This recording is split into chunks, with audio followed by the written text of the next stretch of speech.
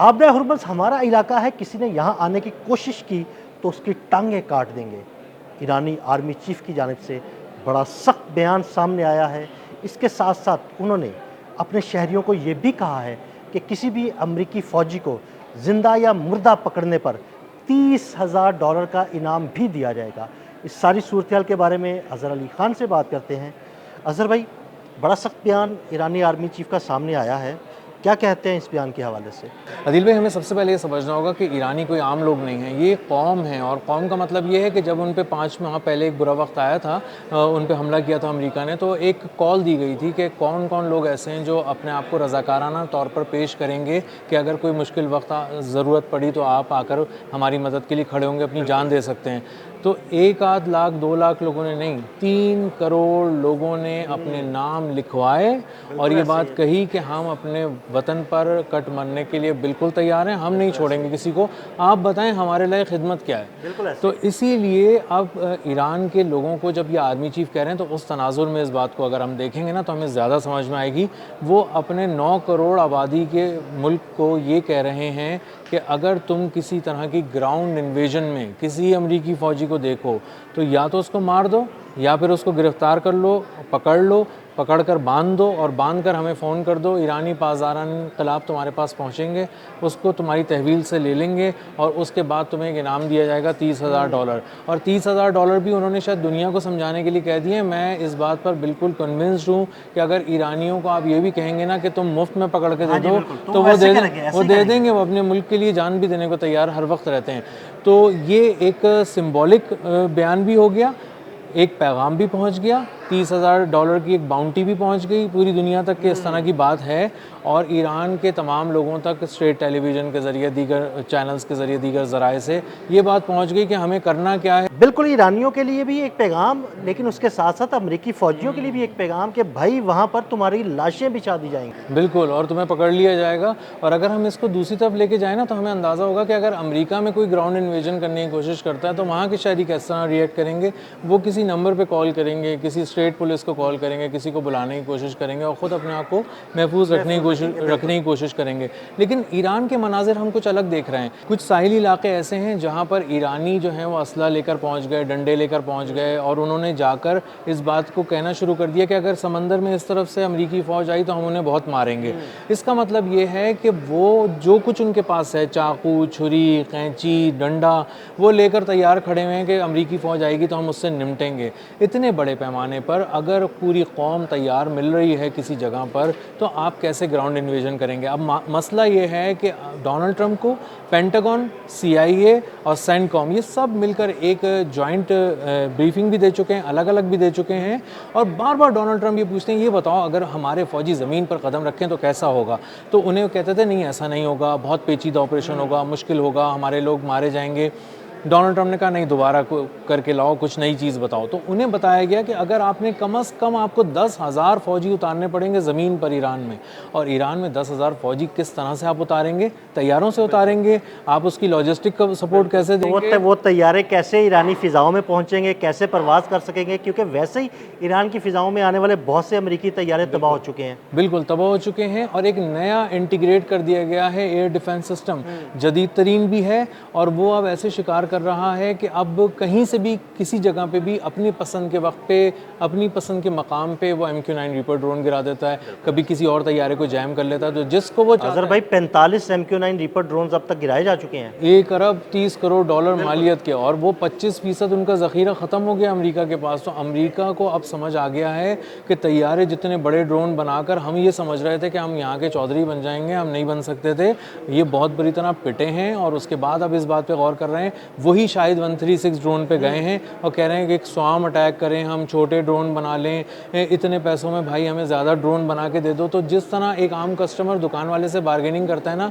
हमें सस्ते में ये दिखा दो, हमें सस्ते में नए ड्रोन दिखा दो, इस तरह खड़े होकर डोनाल्ड ट्रंप अपना रेट लगा रहे हैं ड्रोन। अच्छा अज़हर भाई, ये तो हो गया कि जो उन्होंने ईरानी शहरियों को पैगाम दिया कि भाई किसी भी अमरीकी फ़ौजी को ज़िंदा या मुर्दा पकड़ने की सूरत में $30,000 दिए जाएंगे। एक तरफ तो ये बात होगी, दूसरी तरफ ईरानी आर्मी चीफ ने टांगे काट देने वाला जो बयान दिया है वो बड़ा सख्त है।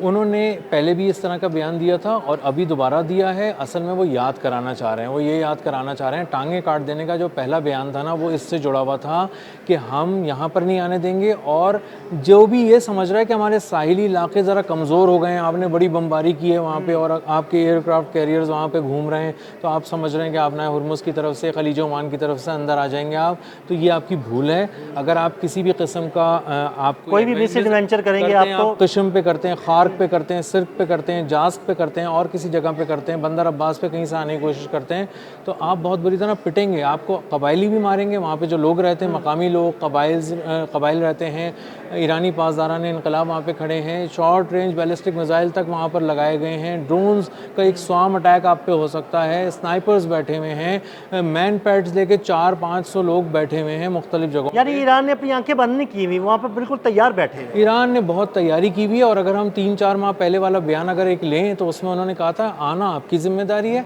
भेजना आपकी हमारी जिम्मेदारी है, और हम ताबूत भी फ्री में फराम करेंगे। तो ये एक बहुत सख्त बयान है और इसको मजाक नहीं लेना चाहिए, और नहीं ले भी रहे। अमेरिका अगर इस बयान को मजाक ले रहा होता तो शायद अंधाधुंध जिस तरह वो ईरान पे पहले चढ़ दौड़ा था, अब भी चढ़ दौड़ता, लेकिन उसको अब अंदाज़ा हो चुका है हर तरफ से मार पड़ने के बाद कि हमारे फ़ौजी मारे जाएंगे, और इसीलिए उनकी फ़ौज भी ज़्यादा कोई सब्ज़ बाग नहीं दिखा रही। डोनाल्ड ट्रंप को खुल के कह रही है कि हमारी कैपेसिटी नहीं है कि हम ईरान के अंदर चले जाएं, ज़मीन पे कदम रख दें और वहाँ पे पहुँच जाएं। अच्छा, अब अभी हालिया दिनों में तो जंगबंदी चल रही है, और क्या आपको लगता है कि ये जंगबंदी चलेगी या अमेरिका दोबारा से फिर कोई हमला करेगा? और क्या अगर अमेरिका दोबारा से हमला करेगा तो ईरान का जवाब उतना ही सख्त होगा? अमेरिका का एक हमला ड्यू है, बड़ा हमला ड्यू है, और वो है समंदर में हमला। उससे कोई एक इम्प्रेशन देना है कि मैंने अपना हुर्मुज़ पे एक बड़ा अटैक किया और दुनिया मेरे एंगल से चीज़ों को देखे तो मैं जीत गया हूँ, ईरान हार गया, अब मैं यहाँ से जा रहा हूँ, तो वो एक अटैक ड्यू है। उसके लिए जितना एरियल कवर उनको देना है उसके लिए सारी चीज़ें वहाँ पर मौजूद हैं। एयरक्राफ्ट कैरियर्स की अलाइनमेंट भी चेंज की जा रही है, बहुत सारी चीज़ें चेंज कर रहा है अमेरिका। बल्कि एक नया एयरक्राफ्ट कैरियर भी भेजा जा रहा है। जी, वो बस पहुँचने वाला है, वो अब्राहम लिंकन को रिलीव कर देगा, वो अपना मुल्क चले जाएगा अमेरिका, और जॉर्ज वाशिंगटन यहाँ पर आ जाएगा। तो एक नए एयरक्राफ्ट कैरियर के ज़रिए वो ये देख रहा है कि किस तरह मैं यहाँ पर हमला कर सकता हूँ, और एक हमला वो करना चाहते हैं, लेकिन असल में एक प्रॉब्लम उनको ये आ रही है कि वो एक तवील जंग नहीं लड़ सकते, उनके पास असलहा ख़त्म हो गया है। तो अगर वो तवील जंग छेड़ दी, और जो कि ईरान छेड़ सकता है, और उसने हैरान कर दिया अपनी बैलिस्टिक मिसाइल की प्रोडक्शन करके, तो वो तमाम आर्सेनल को उसने दोबारा भर लिया अपने, तो इसका मतलब ये है कि अमेरिका करना तो चाहता है, लेकिन मुझे लगता है कि वो ये करना चाहता है कि एक बड़ा हमला करे, उसके बाद शोर मचा दे, जनाब हमने बड़ा हमला कर दिया, तबाह कर दिया, हम जीत गए, अब ख़त्म हो गया, हमारे मकासद पूरे हो गए, और उसके बाद वो वापस चला जाए। बिल्कुल ऐसे ही चाहिए, कोई एक जुमला चाहिए, कोई एक सिचुएशन चाहिए जिसके अंदर वो अपने आप को जीता हुआ दिखा सकें, और पूरी दुनिया भी अब तंग आ चुकी है, वो कहेगी हाँ हाँ बस ठीक है, हाँ तुम जीत गए, बस निकलो यहाँ से। लेकिन ईरान उतना भी नहीं करने दे रहा, ईरान इसकी भी इजाज़त नहीं दे रहा। वो कह रहा है कि तुम वैसे तो जंग हार चुके हो, पिट चुके हो हमसे, लेकिन तुम किसी कवर में छुप के यहाँ से निकल नहीं सकते, हम तुम्हें ये भी करने नहीं देंगे। और इसीलिए उसने बांध के रखा हुआ है, थका के रखा हुआ है, लॉजिस्टिक्स के मद में, दीगर मद में करोड़ों डॉलर रोज़ाना फूंक रहे हैं वो लोग। पूरी पूरी एयर बेसिस लॉजिस्टिक्स हब उठा के उन्होंने उखाड़ कर डिएगो गार्सिया भेज दिए हैं, और पैसिफिक जो ओशन में जो सारी अलाइनमेंट है वो तक ईरान की वजह से चेंज हो गई है। तो अमेरिका इस वक्त जापान और कोरिया से लेकर मशरिक़ वस्ता तक पिट रहा है, फ़ौजियों को तितर बितर हुए हैं उसके, उनको सेट करने में लगा है, अपने आप को जमा करने में लगा है, और कोई ऐसा जुमला ढूंढ रहा है जिससे वो कह सके कि मैं जीत गया, ईरान हार गया। अच्छा अज़हर भाई, इन्होंने अपनी लॉजिस्टिक्स जो है वो मशरिक़ वस्ता के अड्डों से उठाकर डिएगो गार्सिया भेज दिए हैं या कुछ और अड्डों पर भेज दिए हैं, तो क्या मशरिक़ वस्ता में जो मौजूद हैं अड्डे उनके, वो तकरीबन मुकम्मल तौर पर खाली हो चुके हैं? नहीं, वो मुकम्मल तौर पे खाली नहीं है, वहाँ भी बोर्ड वगैरह लगा हुआ है कि ये मुआफ़िक़ सल्ती एयर बेस है, ये फ़लाँ एयर बेस है, वहाँ पे 2-4 डब्बे भी रखे हुए हैं, चीज़ें रखी हुई हैं, लेकिन वो डब्बे, वो सामान हर किसी काम का नहीं है, क्योंकि उसको आप जब इस्तेमाल करेंगे ना, दुगनी शिद्दत से वहाँ जवाब आएगा। तो अगर वहाँ कोई मिसाइल रखा भी है तो अब उसकी कोई अहमियत नहीं है, वहाँ अगर कोई जदीद तरीन एयर डिफेंस सिस्टम रखा है तो अब उसकी कोई अहमियत ही नहीं है। ईरान ने कोई मिसाइल दागा ही नहीं पिछले कुछ दिनों के अंदर, क्योंकि अमेरिका खुद हाथ जोड़े खड़ा है कि हम तो यहाँ से कुछ भी नहीं करते। और जो दीगर ममालिक हैं जिनकी ज़मीन पर वो एयर बेसिस हैं, उन्होंने भी वाज़ेह पैगाम दे दिया, बस बहुत हो चुका। वो तो खलीजी ममालिक आपस में मशवरा भी कर रहे हैं कि यार किसी तरह इनसे जान ही छुड़ा ली जाए। बिल्कुल, वो मालिक मकान ने नोटिस दे दिया है किराएदार को, और बिल्कुल वो किराएदार को भी अब समझ में आ गया उसको कहीं नया घर ढूंढना है। वो नया घर जो है यूरोप हो सकता है, इसराइल हो सकता है, लेकिन मशरिक़ वस्ता में कहीं कोई घर नहीं मिल रहा।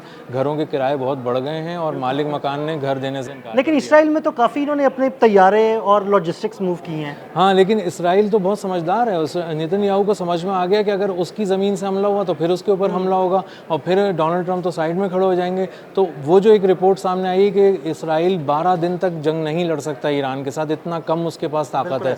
एक एडवेंचर तो बहुत ज़बरदस्त कर सकता है, वो सनसनी तो फैला सकता है, लेकिन 12 रोज़ तक खड़े होकर टिक कर जंग नहीं लड़ सकता। वो बात अगर हम मद्देनज़र रखें तो हम ये कह सकते हैं कि नेतन्याहू सिर्फ डोनाल्ड ट्रंप को कहेगा कि तुम कहीं से हमला कर दो, मेरी ज़मीन को छोड़ दो। अच्छा, आने वाले दिनों में आपको क्या लगता है कि जिस तरह मशरिक़ वस्ता की बेसेस जो है तकरीबन खाली हो चुकी हैं, तो क्या मशरिक़ वस्ता की अब कोई ऐसी बेस मौजूद नहीं है जो फंक्शनल हो और वहाँ से ईरान पर आने वाले दिनों में कोई हमला किया जा सके? ईरान पर अगर हमला करना है तो अमेरिका को करना है समंदर से, अपने असासे जो उसने बहरिया के रखे हुए हैं, वहाँ पर एयरक्राफ्ट कैरियर्स हैं, दीगर चीज़ें, स्ट्राइक ग्रुप्स रखे हुए हैं, उसी के ज़रिए उसको हमला करना पड़ेगा। अगर किसी ज़मीन से करता है तो उसको ज़मीन पे जवाब मिलेगा। वो किसी और मुल्क पर हो जाएगा, फिर वो मुल्क उसको अब जो थोड़ा बहुत टाइम देने पे गौर कर रहा है वो कहेगा तुम कल के जाते आज चले जाओ, हमारी जान छोड़ो। बहुत शुक्रिया अज़हर भाई। अज़हर भाई ने बड़ी तफसील के साथ इस सारे मामले पर रोशनी डाली। मज़ीद अपडेट्स के लिए हमें फॉलो करते रहें। अदील अहमद और अज़हर अली ख़ान को इजाज़त दीजिएगा। अल्लाह हाफ़िज़।